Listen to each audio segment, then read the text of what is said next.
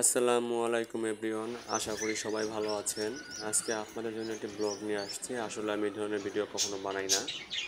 তো আমি আমার এক কলিগ থেকে একটা বাচ্চা কিনে নিয়ে আসলাম কবুতরের। ওকে বাসায় না বিভিন্ন রকমের খাবার দিচ্ছিলাম, কিন্তু খায়নি। আসলে ওকে খাওয়ার জন্য এনেছিলাম। তবে আমার বাসায় যে লোক আছে উনি বলছে যে এটা এত তাড়াতাড়ি নাকি খাওয়া যাবে না, একটু লেট করে খাবে। তাই ওকে পালার জন্য মানে কয়েকটা দিন রেখে দেওয়া হবে।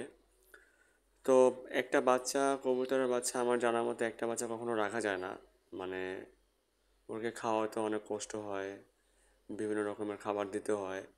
মানে ওদের একটা খাবার আছে, ওই খাবারটা এনে দিতে হয়, কিন্তু অ্যাকচুয়ালি এগুলো আমরা কিনি নাই। তো আমাদের বাসায় খুদের ভাতের যে চালগুলি আছে ওই চালগুলি ছিল, সাথে আবার সরিষা ছিল। এগুলো মিলাই দিয়েছিলাম কয়েকদিন, কিন্তু খায়নি। ওরা এগুলো খেতে পারে না। আর ছোট বাচ্চা তো কিভাবে খাবে? তো হাত দিয়ে তারপরে মুখ ফাঁক করে ধরিয়ে তারপর খাওয়াতে হবে। তো এভাবে অ্যাকচুয়ালি খাওয়ানো যায় না, কারণ আমরা কখন এগুলো খাওয়াইনি। তো আল্লাহ দিলে খাওয়াইতে খাওয়াইতে ভালোই বড় হলো। তো অনেক দিন যাওয়ার পরে দেখি যে এখন একটু হাঁটতে পারে। মানে হাঁটতে পারে বলতে দাঁড়াতে পারে। তো এখানে জায়গাটা একটু পিছলা টাইপের, তো এই জন্য দাঁড়াতে পারে না। তো ভালো জায়গা হলে দাঁড়াতে পারে। তো অনেক কষ্টের পরে সে দাঁড়াতে পারছে, এখন আবার একটু বসে আছে। তো অনেকদিন পরে দেখি যে অনেকটা বড় হয়ে গেছে। তো আরেকটু চিন্তা করলাম যে আরেকটু বড় হলে তারপর সম্ভবত খাওয়া যাবে। কবুতরের বাচ্চা ছোট থাকলেই খাওয়া যায়, কোনো সমস্যা হয় না। তো এটা বাসায় আনার পরে মানে খাবার উপযুক্ত বয়স হয়নি ওর। তাই খাওয়ার জন্য একটু বিবেক বাধা দিয়েছিল, তাই চিন্তা করেছিলাম যে কয়েকটা দিন একটু বড় করে তারপরে খাবো। তো এভাবে পালতেছি পালতেছি, ভাবতেছি যে এসে তার একটা বাচ্চা হলে তাহলে দুইটাই পালতাম। মানে খাওয়ার মতো তখন আর ইচ্ছে থাকতো না যে না খাবো, এরকম কোনো ইচ্ছা থাকতো না যে না দুটাই পারবো। আর আমার তেমন কোনো খাঁচাও নেই। আমি বাসার ভিতরে ওই যে ব্যাগের উপরে রাখি, তারপরে ঝুড়ির উপরে রাখি। এভাবে রাখা রেখে মোটামুটি একটু বড় করেছি। তো এমনি নিজে থেকে নিজে এখন খেতে পারে। নিজে থেকে খেতে পারে বলতে সামনে ওই যেভাবে খাবার দিয়ে রাখলে হাত দিয়ে যদি টোকা দেয় তাহলে খেয়ে ফেলে। কিন্তু খাবার দিলে খুব ভালো করে খেতে পারে, তবে খাবারের চেয়ে পর্যাপ্ত পরিমাণ পানি খেয়ে ফেলে। আর পানি অতিরিক্ত খেয়ে ফেললে হয় কি, ওর পেটটা মানে পর্যাপ্ত পরিমাণ ভরে যায়, তখন আর খাবার খেতে পারে না, হাঁটতে পারে না, হাঁটতেও কষ্ট হয়, ওই যে উঠে দাঁড়াতেই পারতেছে না, এমন অবস্থা হয়ে গেছে। তো পরে অনেক দিন এভাবে পালতেছি। তো আমি বাসায় একদিন বললাম যেটা খেয়ে ফেলি। অ্যাকচুয়ালি একটা কবুতরের বাচ্চা পালা খুবই কষ্টদায়ক, কারণ খাওয়াতে হয়, আবার ঠিক মতো রাখতে হয়, আবার গরমে রাখা যায় না, গরমে রাখলে ক্লান্ত হয়ে যায়, সে মানুষের মতো এরকমই ক্লান্ত হয়ে যায়।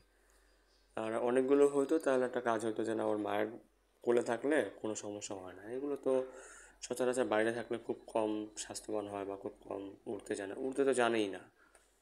মানে ওরা জিনিসটা খুব কম, হাঁটতে পারে দু এক পা, মোটামুটি ভালো এরকম। কিন্তু খাওয়ার জন্য হলে এখনই খাওয়া যায়। তবে আমরা এখন খাইতে চাচ্ছি না, চিন্তা করতেছি আরেকটু বড় হোক, আরেকটু বড় হোক। তবে একটা জিনিস কি, একটা জিনিস আপনি অনেকদিন নিজের কাছে রেখে পাললে হয় কি, ওই জিনিসটার প্রতি মায়া হয়ে যায়, তখন আর খেতে ইচ্ছে করে না। তো আমি প্রথমে বলছিলাম এটা অ্যাকচুয়ালি পাওয়ার কোনো দরকার নেই।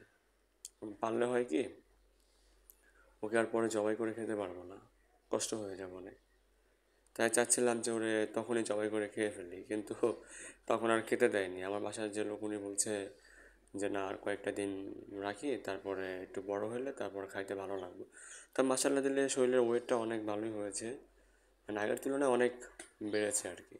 একটা বড় কবুতরের সমতুল্য ওজন বেড়ে গেছে।